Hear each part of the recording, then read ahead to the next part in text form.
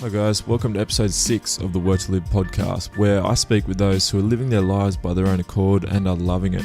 In this episode, I speak with the founder of Uncle Jack Watches, Robbie Ball. Robbie is a young Melbourne-based entrepreneur who is still studying his masters part-time along with managing Uncle Jack Watches with a team of 5.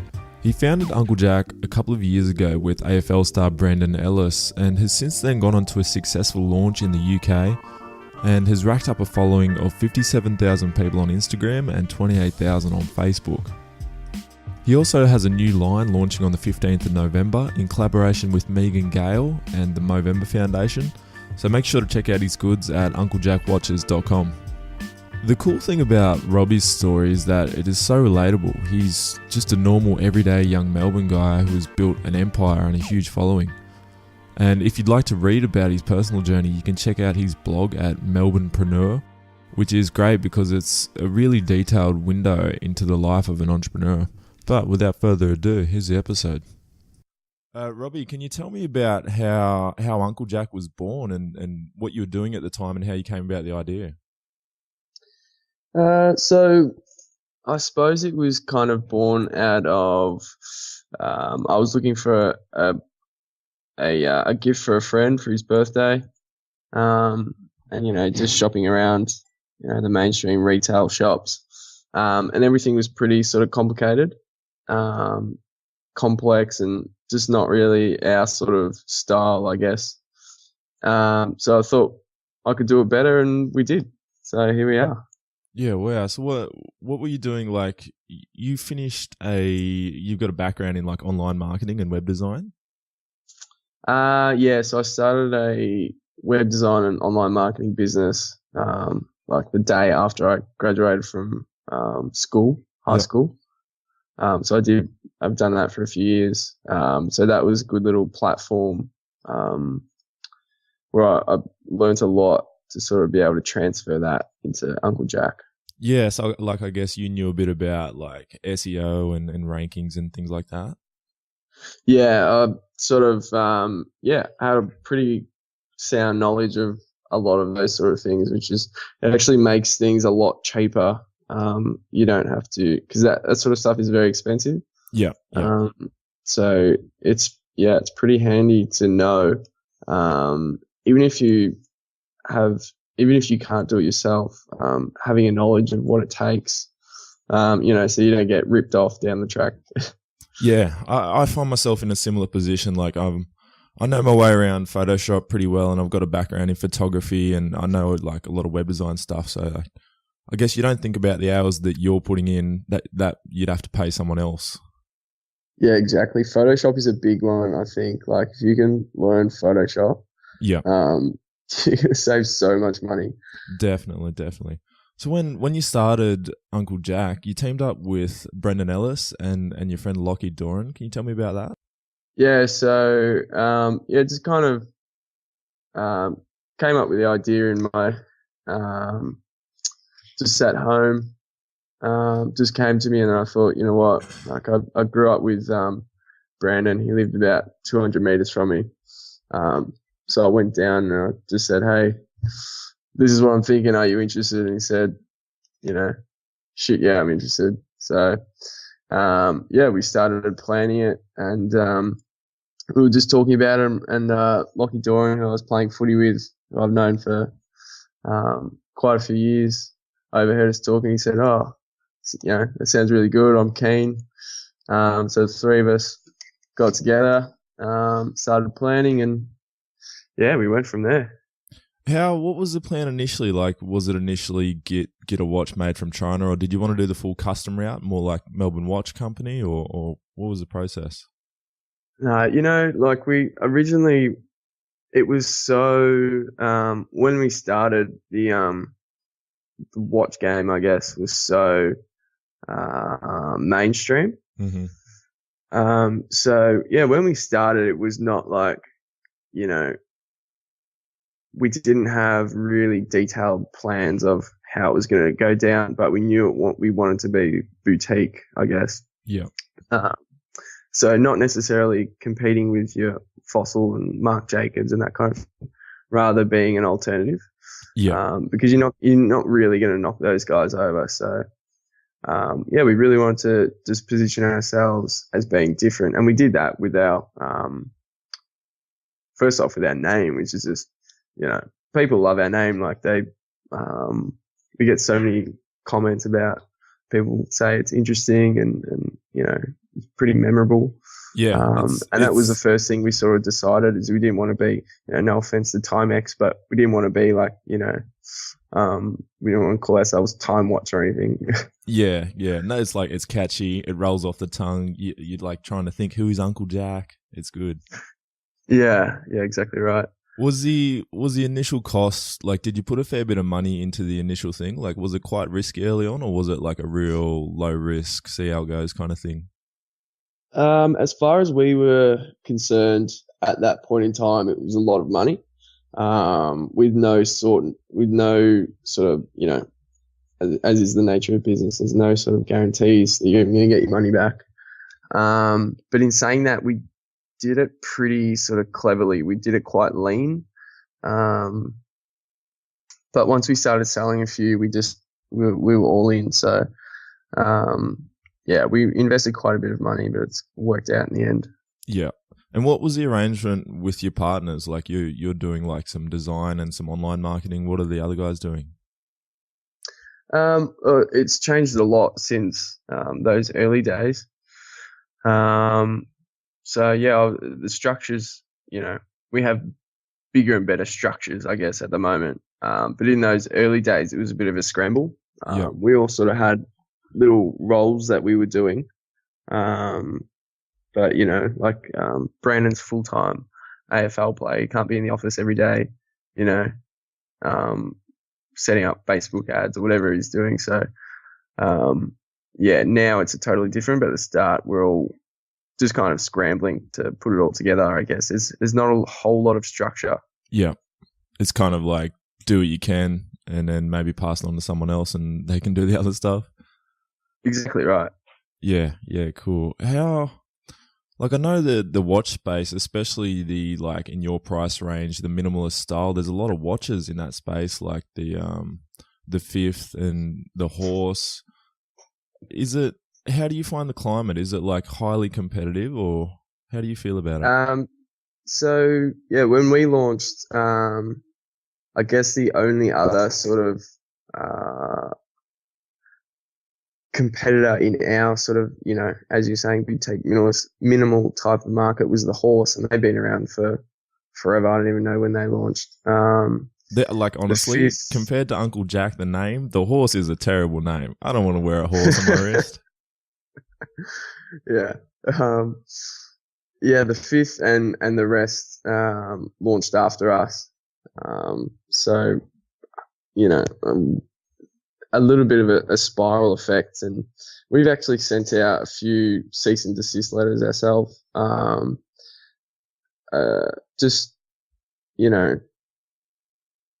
Some guys, putting together a few ideas, creating a watch brand, but just copying everything. Yeah. So, this is normally catch on to a pre-launch, but we've had a few occasions where our product had been copied, identical.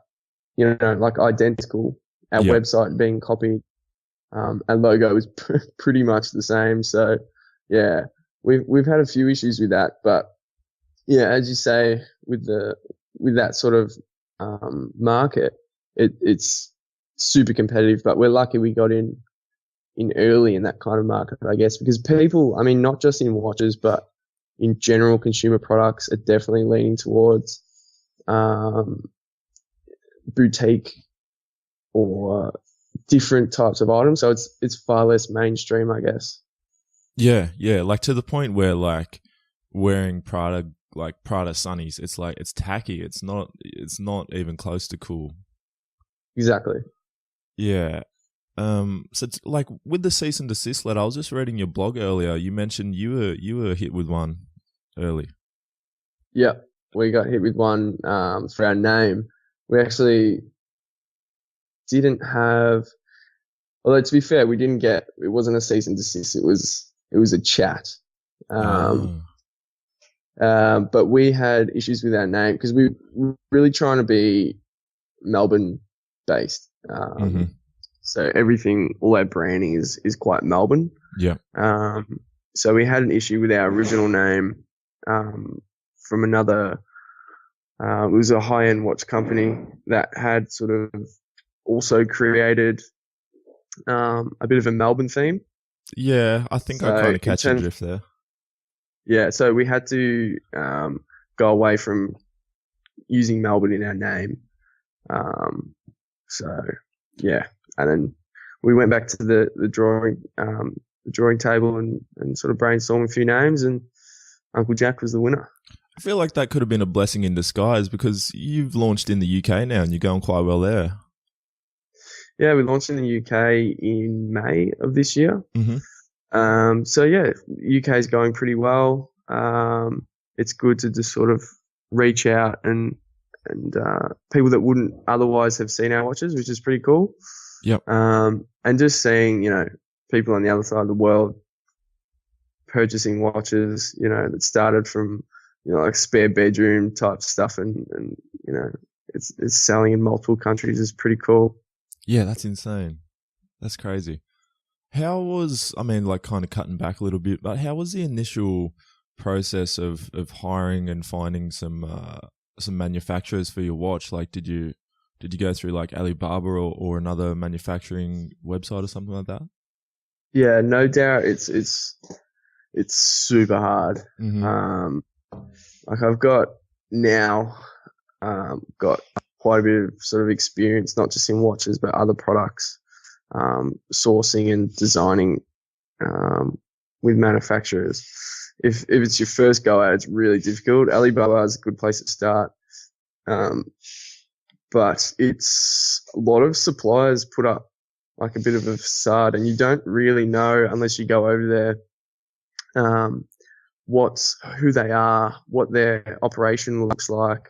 I mean, you can put up pretty pictures of, whatever it is, t-shirts or wallets or whatever. But they can get those pictures from anywhere. So yeah, there's a lot of elements that sort of go into it, the communication and that sort of thing. I've had some few nightmares.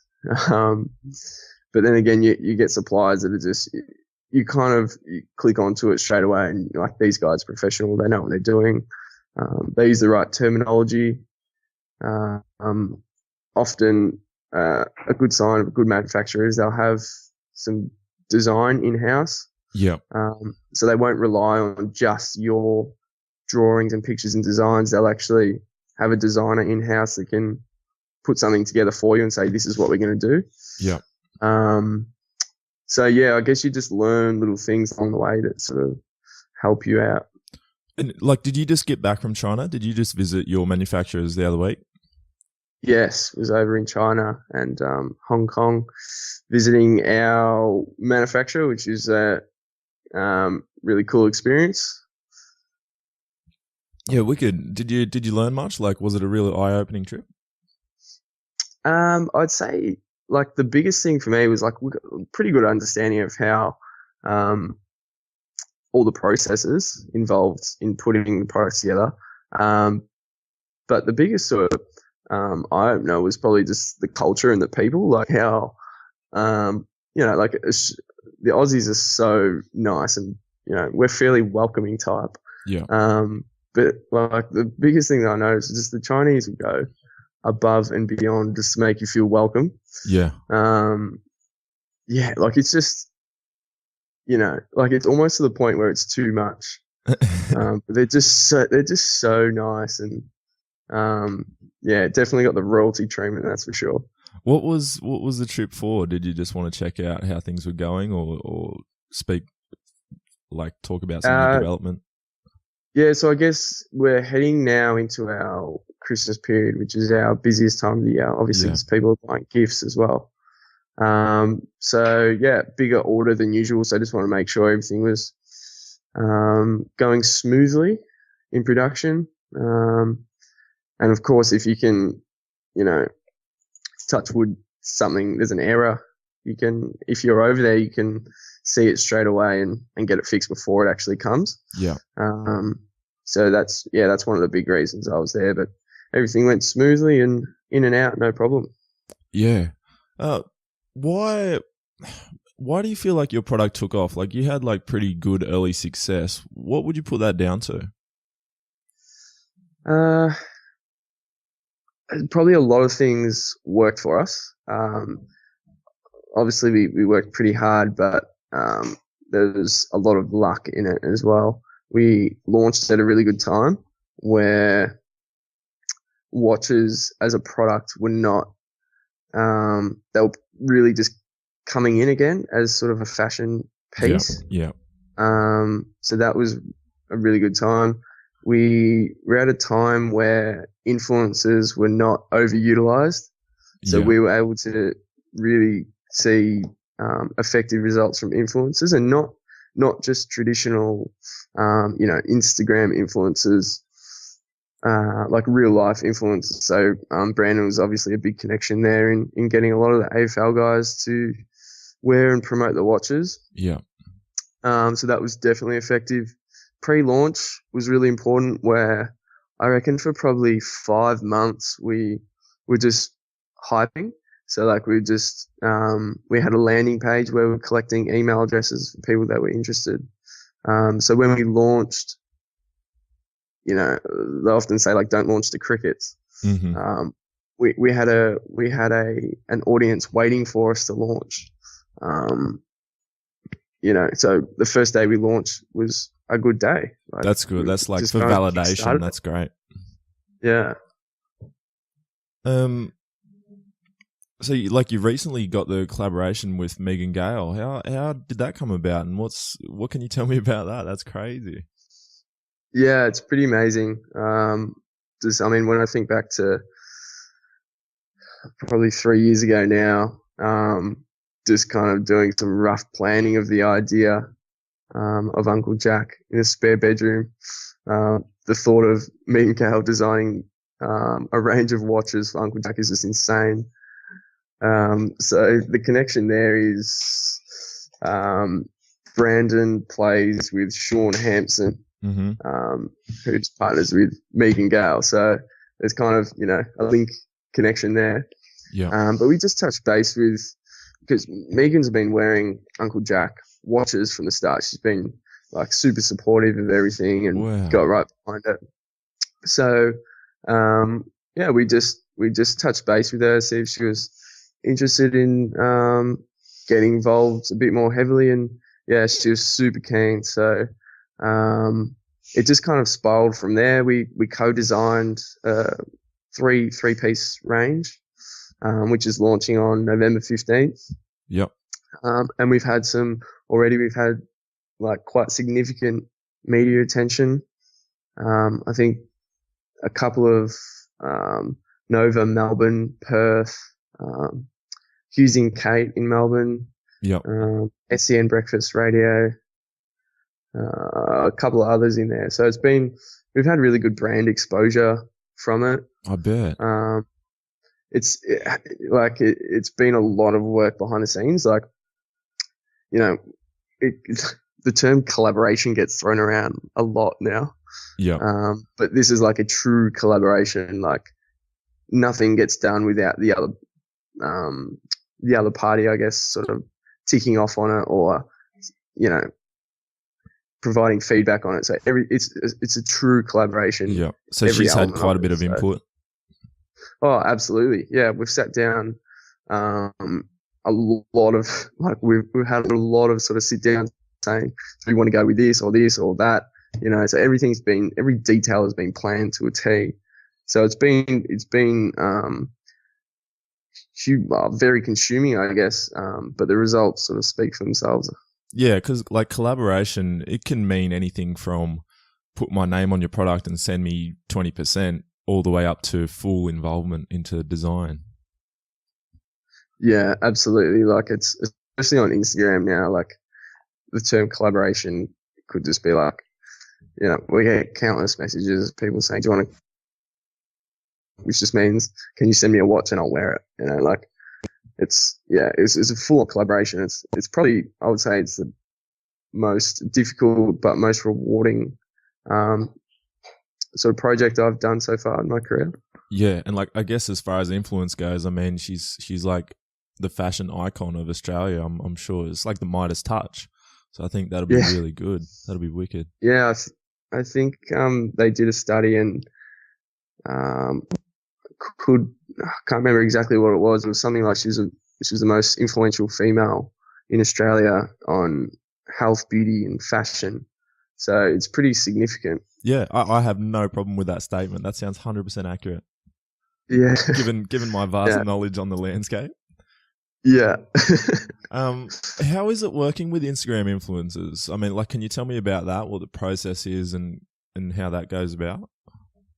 I guess they go in two ways. Like we obviously utilize influencers um, in for our marketing. They generally come in two ways. Either we'll get a message from someone saying, "Hey, this is my Instagram. Would love to get a watch, and I'll post for you guys." Or we'll contact people saying that sort of fit with our branding and say, "Hey, have you heard of Uncle Jack? We'd love to collaborate with you." Now, some are paid, so some will get a fee, but not many. Most people are pretty happy to sort of get an Uncle Jack watch. So yeah, that's kind of it. The influence of influencers has decreased. There's no doubt about it. Yeah. But surprisingly, for the big influencers, prices are increasing. Yeah. So I think you can't base your business around influencers. This doesn't work. It's not sustainable. Yeah, but like you would say it was different when you first got into it. Oh, absolutely. Yeah. You could, at that point in time, you could base your business around influencers and you'd be okay. Yeah. But, everything changes. Like the new Instagram algorithms, they've hit us. So our engagement's probably dropped 50%. Oh, wow. On Instagram. But we've been planning for it for so long. Like we knew that something was coming, especially when it was acquired by Facebook. So we've been building up other platforms like Twitter, Snapchat. Our email database is really important. Yeah. So you've got to try and capture people on a number of different platforms to be sustainable. Yeah. Yeah. Did you know much about like all the various marketing channels like before you got into this, or has it kind of just been as the business grows, you learn with it kind of deal? A bit of both. I'm pretty sort of like my downtime consists of researching, products and marketing. So I'm always kind of learning, which I think is really important.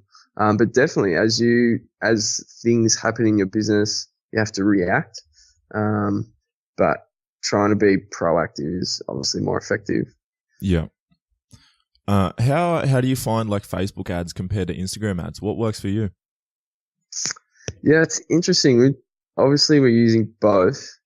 And I think it probably depends on the type of ad. Yep. And definitely, I know for us, clicks from mobile are less effective than clicks from a desktop.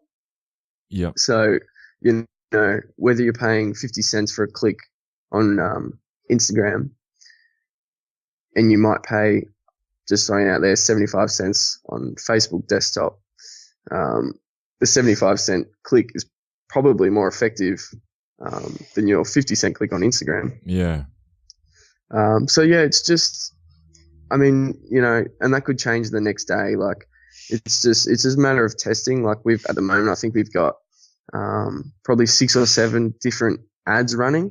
So that's being monitored 2 or 3 times a day because if suddenly it becomes, if one becomes more effective than another, we'll toggle them on and off and that sort of thing. So it's not just, you can't just set it and come back and look at it in a month and see how it's going. Yeah. Yeah. Yeah, there is a lot of maintenance involved. Like it's as simple as keywords. Keywords change on a fortnightly basis, I find, for me. Yeah, it's huge. Like there's so many elements that you can consider when creating the ads. Like it's just mind-boggling how specific you can be in targeting. So at Uncle Jack, are you the guy that does all your marketing as far as that stuff goes? Yes. Yeah. Yeah. How have you found, do you do AdWords or remarketing or retargeting? Retargeting, yes. Mm-hmm. On Facebook, mostly. I was Google. Do you do Google AdWords? Google AdWords, no. Not especially. We do a little bit of remarketing through AdWords, but Yeah. not a whole lot. I think predominantly because we're marketing via brand, AdWords becomes difficult. Yeah. If you're advertising more, so for example, website design might be something that would be really good for AdWords. Yeah. Yeah. Whereas, watches are very brand specific. Yeah, definitely. I like, especially with yours, because like a watch is a watch. It tells the time. It's all about the brand and the image. Yeah, absolutely. Are you a watch guy like before this? Like, are you into your watches? No, I'm not a sort of watch connoisseur by any means. But, I suppose I've never sort of owned, a really expensive watch or anything like that. So for me, Uncle Jack is really, it's almost like a fashion brand that sells watches. Definitely. Like we're not trying to be a Rolex down the track. We're selling really cool, fresh watches. And the way they're priced, you can buy 2 or 3 a year and just keep changing them over to type stuff. Like, yeah, that's kind of where my mindset is at with watches. Because I was thinking like, you probably got this huge big drawer full of awesome watches, Speedies and Rolexes, and you can't wear them. You have to wear your Uncle Jack. Yeah, no, definitely not. I'm not that kind of guy. Yeah. I was reading on your blog earlier, you were talking about how you were about to hire a social media manager, and it was just a funny little write up about an interesting interview. How's it been hiring people, or like, are you trying to grow and expand and hire people? How's that? Yeah, well, I guess we're in a growth phase now, and hiring is part of that. It's honestly, hiring is pretty difficult. Yeah. Like as you would have read in one of my blog posts, like we had the most absurd interaction with a potential employee. I suppose, and I've actually written a few blogs on this. It's really difficult to base judgments on a piece of paper, which is a resume. Yeah. Because you can have the best resume, like, went to a really good schools, got really good experience in this, and this. But you come into the interview and you can't tell us what you can do and what you've done, it's your resume is pointless. Like you're at the interview phase now. Show us what you got. Yeah. So, especially for like a social media marketing job or a marketing role, like if someone came in with a little folio of what they've done, I'd be like so impressed. I would be so impressed. Like it would take you like less than an hour just to put stuff together of what you've done, and it would be so good. But yeah, hiring is a struggle. Like in our first job that we put out there, we had 450 applicants that we had to sort through. Wow. So yeah, it's really just, from our point of view, anything that stands out is a good thing. Yeah. So yeah. Did you end up getting someone that you liked as a social media manager? We hired part-time for that role. Mm-hmm. We didn't think we had, our candidate pool was probably suitable enough. Okay. And that could have been the way that we advertised the role.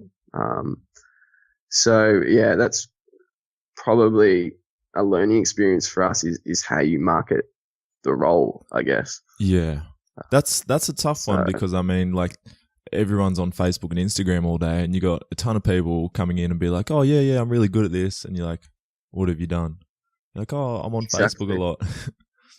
Yeah, and I think I've noticed that on LinkedIn is almost everyone has social media as a skill, but Yeah. it's so much more than just being on social media. Yeah. Like you could have a Facebook ads specialist and like you could have a good guy and a bad guy at that alone. It's that big of a world now. It is, yeah. Yeah. And like I guess with social media, they have to be someone cool. They have to be like have good interaction with the customers that message on Facebook. They have to be like a trendy in the know guy or person, I should say. Yeah, that's it. Social media is such a um, adaptive role, I guess. You can't really be a stiff, I guess. Like you No. really got to adapt and sort of be cool. Like when we reply to messages, you try and be really sort of real. Like we're not a computer. Like we're not a robot Mm. behind the computer. Like we're real people. So we just want to have real interactions with people. Yeah. And I guess customer experience is a big part of social media. So that's where we try and really bring in the wow factor. Yeah, it seems like beyond your product and your name, it seems like the business Uncle Jack, you guys really kind of wear it. Like you put yourself out there. Like I was on your website when like reading about your team and it's like funny little stories about you guys and you're all in the videos and stuff. It's wicked. Yeah, like I think it's important to humanize the brand. Like it's not just Uncle Jack and the logo. There's people behind that. There's people that put in, um, you know, so many hours behind the scenes. And we have a laugh and some good times. So I think our customers are pretty interested to see sort of what happens behind the scenes. And, Yeah. they obviously Brandon is a big face of the brand. So people already have some kind of insight into the people behind the brand. So yeah, we just try and really not showcase it, but just make it available for people. Yeah. Yeah. Because you have your blog melbournepreneur.com, what is that blog to you? Like is it kind of just a way to like blow off a bit of steam or like express how you're feeling about things, or what does that mean? Why'd you start that? Um, it's a lot of everything.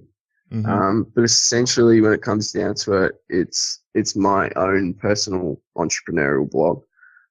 So I mean, Uncle Jack is my full-time job. You know, it's 5 days a week, but it's really 7 days a week. Yeah. But I have other projects going on as well. So yeah, it's just kind of for people that are interested in, like a lot of my friends and people that I know just be like, what do you actually do? Like, what are you up to? Like, so it's a good little platform to share what I'm up to and what I'm doing. And, people can just kind of tag along and yeah. Yeah, it's awesome. Because like this is the Work to Live podcast. This is not about e-commerce or watches. It's about like lifestyle basically. And you seem to Sure. really live it. It's really good. Yeah, it might be exaggerated in the way I present it. I'm not sure. No. It's I was gonna say I think with the entrepreneur stuff, a lot of it is just sitting down and reading articles on how to do the best split test ad, and you just spend hours doing that. But there is a lot of cool stuff that happens too. Yeah, for sure. It's ever since I was kind of really little, I've been obsessed with entrepreneurship, even though I didn't know what it was. But just the concept of getting out what you put in and being in control of what you do is really appealing to me. So yeah, I think I really thrive on the subject of entrepreneurship, and I like to write about it as well as read about it. Yeah. How was like when you started your media and marketing website? Was that kind of successful? Was that like a little stepping stone? Yeah, definitely. It was certainly a stepping stone. And that's probably where I've learned the most. Yep. Because like I definitely wasn't the best online marketer out there. I was just a fresh, 18-year-old at the time. But very much learnt on the go, which is sometimes, the best way to go about it. I think is just kind of learn on the job. Yeah. Certainly had successes as well as failures, which you learn a lot from. but it was a good stepping stone. Had you tried any other business ventures like between So many. that? Yeah. Tell me about those. Yeah. Probably the first time where I was really sort of taking money from people, in a sense, was probably when I was 15. I had a MySpace page set up, and which is actually a good business model because I was taking money from people and then ordering online. So I was getting shoes from overseas and selling them to like my classmates and that sort of thing. Oh, wicked. Yeah, and actually it went pretty well. My teachers didn't really like that I was making sales in class with my little catalogue and MySpace page. And then I had like skins, like performance wear. Yep. When I was 17 or 16, and that didn't last very long. And many little projects in between, some successful and some not. Yeah. Yeah, I tried, like for me personally, I think I tried 3 different things before getting like success with Melbourne beard oil. But it seems like with every little thing you do, you learn like just an extra piece to the puzzle, and then finally you put it all together in whatever works on the next one. Yeah, absolutely. I think if you obviously need a mixture of hard work and luck. Yeah. But sometimes it will just work and you just roll with it. Yeah.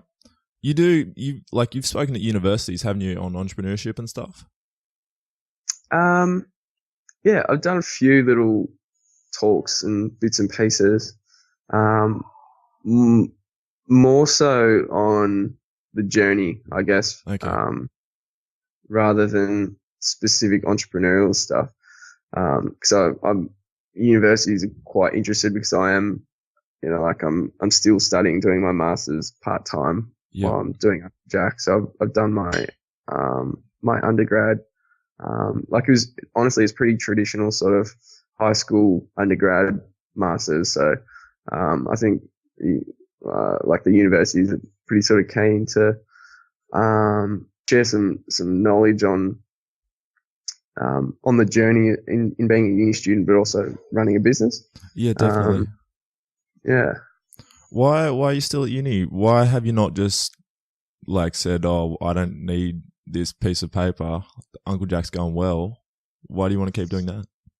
Yeah, definitely don't need a piece of paper, and don't think I'll ever use it.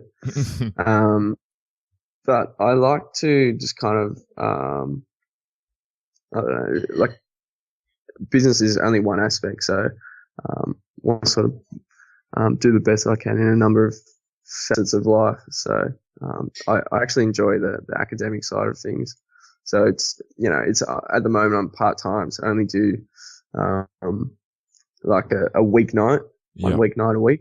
So because I'm doing a entrepreneurship masters, you meet a lot of like-minded people, and it's pretty interesting. Yeah, I bet. I was at uni studying business. I just finished that recently, and there's like everyone you talk to has got an idea for a business. They're like, "Oh, we should start this. We should start that." Yeah. yeah, it's cool. Yeah. So who's your team now? There, it's you, Brando, Lockie, Alex, and Phoebe. Yeah, spot on. Yeah. How is that? Because like it's a partnership, isn't it? Business structure. Yeah. The structure sort of changed since we first started. Okay. So yeah, I guess technically, from a ATO, when they look at the business, I own it, I guess, and Brandon and Lockie get like profit share, I guess. Okay. Yeah. So it's not a partnership. So we're a private company. Yeah. Yeah. Is it interesting, like not having sole ownership, like having to talk with the other guys about decisions and stuff? Yeah, I guess the other guys have put faith in me to just sort of like, I won't dilly-dally about making decisions that don't need consultation. Like I'll just make them. Yeah. But for bigger decisions, we sort of get together with meetings and that sort of thing to make to chat about, I guess, as it's important to sort of have people that you can bounce ideas off. But for little decisions, day-to-day decisions, you just got to make them. Yeah. And then because often those decisions are can be reversible. So there's no point dwelling on little decisions. Just get it done. That's cool. It sounds like you get all the benefits of a partnership, but like you're technically not. You're just a sole business. That's awesome. Yeah, no, it's a good little setup, and we all kind of we bounce ideas off each other, and it's a good little setup. Yeah. Did you, like, it's kind of off topic, but did you notice an extra amount of sales coming into the race season? No, surprisingly no. Reason probably is because we actually don't have a lot of stock online at the moment. Okay. Because we're gearing up for a big launch on November 15th. So that's probably one reason. Yeah. Yeah. We always mark it in the calendar though, like the spring racing carnival. Yeah. As you know, as a time to look at. Yeah. It's interesting. I mean, you seem like a busy guy. You're doing your part-time degree. How is your work-life balance? Do you find enough time for yourself in there? Yeah, surprisingly I do. But as I said, like if I go home and like when I leave work, I go home and do more work, but I don't really see it as work. Like I do a lot of research and I do a lot of planning, like writing. Yeah. Which I really enjoy. So, I still get plenty of sort of me time and time with mates and that sort of thing. So no, it's all good. That's cool. And it seems like you're in London for your launch over there, and then you're just back from China. That's kind of work, but it's still really fun things to do anyway. Yeah, it breaks it up quite nicely. Yeah. I'm actually super productive as well in travel. So, you often find like you get a lot of those things because you have quite a lot, like on the plane, like it was like a 24-hour plane trip. You get a lot of time to just kind of think, and you get a lot of stuff done, that, you wouldn't sort of do during the day. Yeah. Yeah. Yeah, that's funny. Like I've traveled a little bit. The only time I've ever written in like a physical journal is like when I'm traveling. I'm like, let's start a journal. That's the only time exactly. I've ever done it. I've just on my desk now, I've got a pile of about 15 journals filled with different subjects. So I'm all about it. That's good. So you guys at Uncle Jack, you donate 10% of your proceeds to Beyond Blue. Is that right? For our Blue Watch, we do. Okay. Yep. Yeah, and then our collaboration with me and Gale, we're donating 10% of that to Movember. It kind of ties in nicely. Wicked. What was the decision like behind that? I mean, 10%'s a good chunk. Did you have to think that one through? We knew we sort of wanted to contribute for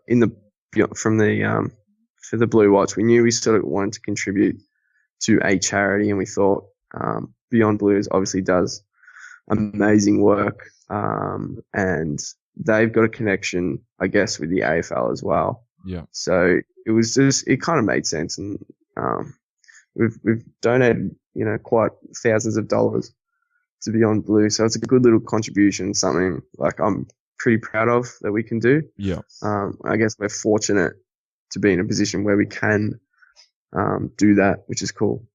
Yeah. I think with Beyond Blue and Movember, it's like for young guys like you and I, it's a really easy, obvious foundation. I mean, it literally affects people, so it's not too hard to consider that at all. Yeah, absolutely. They make a really big difference. Yeah. What would you say your biggest challenges are with Uncle Jack at the moment as a business? I would say growth. Mm-hmm. Like we built a really good platform, and now it's about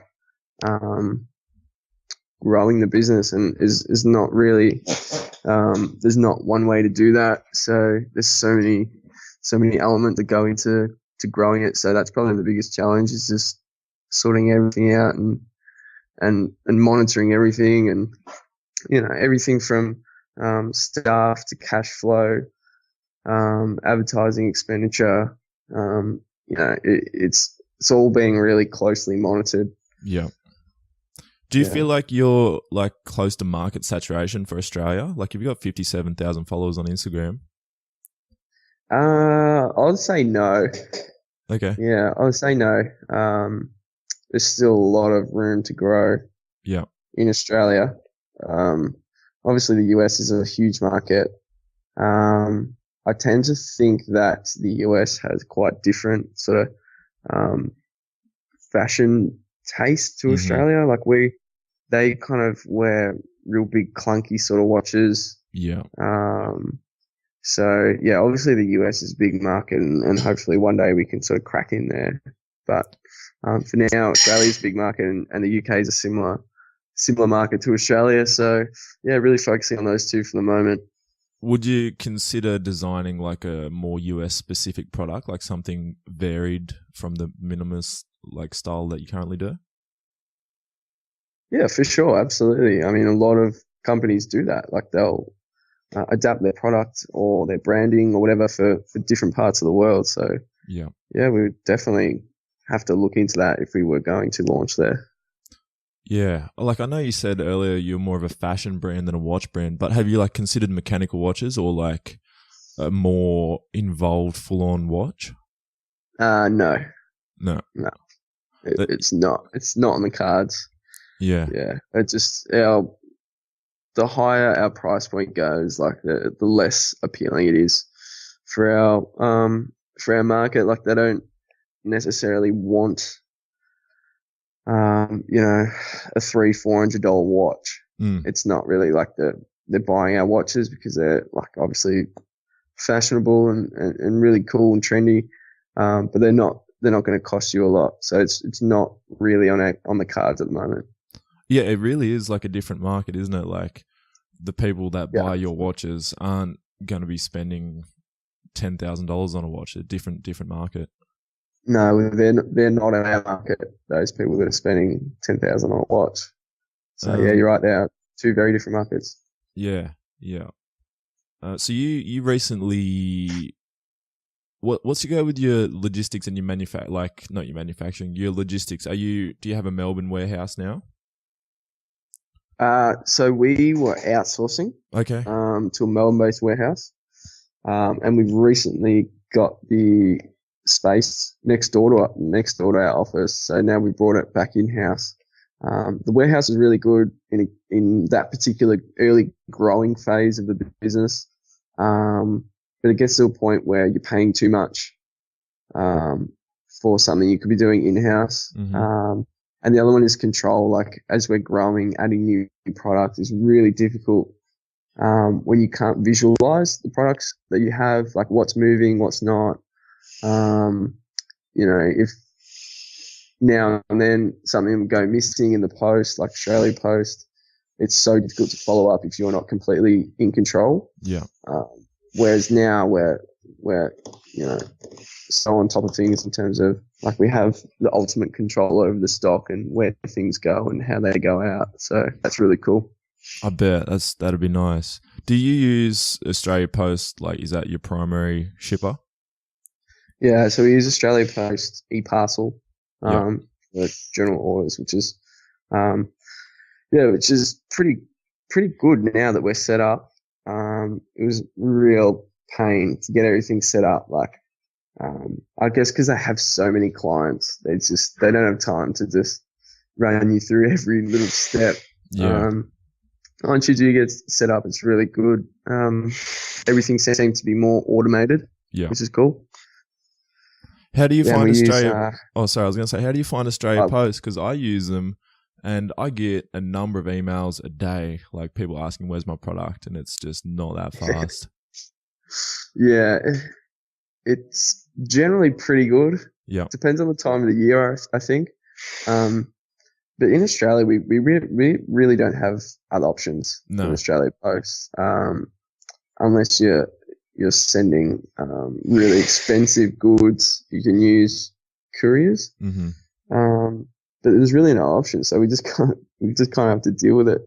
But our experience with Australia Post generally is positive. Yeah, Christmas is that really busy time of the year where things can be much slower. Yeah. Yeah, so try and send out as many things as we can express post during Christmas. Yeah. That's cool. Like I think as far as e-commerce goes, you have an awesome product. It's like it's a good price point. It's cheap and light to send in the mail. And it's super Instagrammable. Like people love to take photos of their watch on their wrist. I think that seems like a big part of it. Do you agree with that? Yeah, it is. Yeah, it's a good e-commerce model for sure. And that's not necessarily something that we planned for. It just that was, I guess, some luck that I mentioned. It just kind of worked for us. Yeah. And yeah, definitely Instagrammable. That's for sure. Yeah. Yeah. I was reading an article the other day. It was about a guy who started like a fitness equipment e-commerce, but like making barbells and bumper plates and stuff. And his biggest problem, like 4 years on, and he was trying to grow as well as he could, but his biggest problem was shipping because it's like just too heavy. Inherently, it just has to be heavy. So he was in a very difficult position, the opposite of yours. Yeah. Was that a Shopify article? Where was it? I think I read something similar. It was either on that or Medium, or it was another podcast, possibly. Yeah, I think I read something similar. Or, it was on Reddit. The guy, he posted on Reddit, and I kind of chased it down the rabbit hole. Yeah. Yeah, well, that's obviously super difficult. But with these emergence of like the Uber type couriers, like it's I've forgotten what the name of it is. There's a few now. Like Deliveroo? With parcels. They're actually, for that sort of thing, will be really effective. Like, have you seen the emergence of like mattresses? Yeah, what's up with that? I don't know. Yeah, apparently they're very sort of fashionable now, the mattresses. I was scrolling on Facebook and I was like, who is this lady putting wine on this mattress, and why am I really interested to see what happens? Yeah, it's almost like the boutique mattress now. Yeah. But those sort of courier sharing companies would be perfect for that kind of big product, because you could, like, a mattress you could probably send for like $15. Yeah. So yeah, that's definitely one option for bigger items. Yeah. What's next for Uncle Jack? What's around the corner? You got your launch. Did you say November 15th? Yes. Yeah. What is that? Is that a product, or can you talk about that? Yeah. So that's basically that will include our new Megan Gale range. Megan Gale X Uncle Jack X Movember. As well as a lot of our stock has been sold out for a while on our website, our other ranges, so they'll all launch back onto the website as well. So they'll be arriving the next few days, and so we're expecting quite a bit of traffic to the website, and that'll lead into Christmas, and then we've got a few exciting things planned for the new year. Awesome. Why are you low on stock? Is it just as simple as literally can't keep up with the demand? I guess our popular styles sell out really quickly. Yeah. And I guess in that phase of scaling the business, we can't really go out and get 100,000 place an order for 100,000 watches. Yeah. I have no cash in the bank. Yeah. So we're still kind of playing that lean game. But it works in our advantage in a way, because there's continuous demand. Yeah, it's good. Like, you're in the same position as me, where it's completely positive cash flow. You get paid daily. You don't have any accounts receivable. That helps a lot, I find. Yeah, that's like my worst nightmare. Yeah. Accounts receivable. Oh man, I couldn't just thinking about businesses calling up other businesses and being like, "Hey, you guys haven't paid yet. It's been 2 months." That stresses me out just thinking about that. Yeah, me too. Yeah. When I check your site out, I was looking at the tweed straps. When did you get those in? Are they selling well? Yeah, so they launched 3 months ago now. 3 months ago. They're nice. I like them. Yeah, they're kind of probably as far as we'll go in terms of price point. So they're at $179. Yeah. And they're like super nice. So they're an additional cost to manufacture. Tweed's actually more expensive than leather. Yeah. Just because it's a more complicated process. It's also got a double dial, so essentially you're paying for 2 dials. Mm-hmm. So yeah, it's a more expensive watch, and I guess what we've noticed is it's so very slightly different clientele purchasing that watch as opposed to say a NATO watch at $99. Yeah. It's only $80 difference, but or 70 roughly. So, but it's slightly different. It's a slightly different look, I guess. Yeah. What made you go with tweed? Did you consider suede? We've been thinking about it for it was Lockie, one of the founding members. His big idea. We've been talking about it for quite a while, and we've had samples sort of again and again. We're just refining it. We thought, you know what, this is good. Let's launch with it. So yeah, we launched with 3 colors, and yeah, the go not too bad. That's wicked. That's cool. Do you find like with the difference in the price range between those two, do you find like you've got a $99 watch, do your cheaper customers, do they act more cheaply? Like do they try and hit you up more than your more expensive customers? Yeah. Yeah. Which I think is natural in any business. Yeah. Because I found like my cheapest product is an $8 product, and I just get those people always just hit me up for, just throw in a little extra. Can you give me a discount code on this? Whereas people that buy my $95 pack, it's no dramas, no problems, way better 100% of the time. Yeah, and it's probably a slightly different type of customer that's purchasing the $8 product, for example, I would imagine. We sort of we've got our sort of perfect customer personas, what we up on the wall here, which we sort of say, you know, these people will purchase the products. They're fairly low maintenance from what we've sort of our research of our customers. Mm-hmm. These are perfect customers that we want to sort of target because they're going to spend the most money. They love the product. So yeah, that's the type of customer that we want to target through our marketing and our branding. Yeah, it's interesting when people like I said, everyone at uni is always talking about starting a business. The first thing they think of is just going cheap, just selling like the next thing, just cheaper than the next other guy. But it seems to make this race to ground zero like it's just a zero-sum game, and you just end up selling a cheap product at a terrible price to cheap customers, which is, I don't think it's a good way to go about it. No, well, branding's so important, but also having the courage not to be the cheapest is important as well. Yeah. And then like once you're selling a more expensive product, you end up with a better margin to put into your marketing and sales, I find. Yeah, and it's when you're first starting out with only, you know, a really small budget, it's easy to buy or manufacture the cheapest products. Yeah. But you've really got to, if you can resist that temptation and spend a few more dollars to get a high quality product that you can actually charge more for because it's a better product. Yeah. Like you don't want to be the $2 store. You want to be Apple. You want to be like Like Exactly. those Prada stores with a line up out the front, people to buy their $4,000 handbag. I think that's where you want to be. Yeah, exactly right. You just markups are ridiculous. Yeah. Awesome.